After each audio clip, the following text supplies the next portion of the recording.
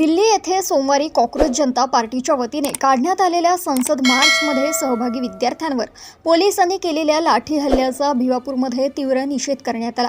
मंगळवार 22 जुलै रोजी तहसील कार्यालयासमोर आंदोलन करत संबंधित घटनेचा निषेध नोंदवण्यात आला।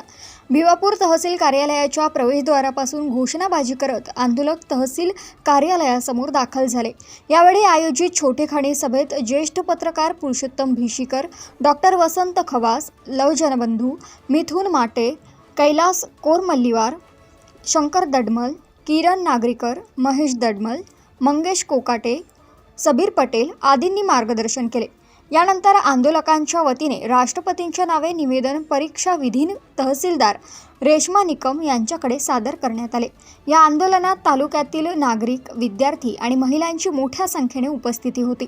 आंदोलकांनी विद्यार्थ्यांवर कोणत्याही प्रकारचा अन्याय होऊ नये, लोकशाही मार्गाने आंदोलन करणाऱ्यांवर बळाचा वापर टाळावा आणि संबंधित घटनेची निष्पक्ष चौकशी करावी अशी मागणी केली। विद्यार्थ्यांचा आवाज दडपण्याऐवजी त्यांचे प्रश्न समजून घेणे आवश्यक आहे। लोकशाही व्यवस्थेत शांततामय आंदोलनाचा अधिकार प्रत्येक नागरिकाला आहे।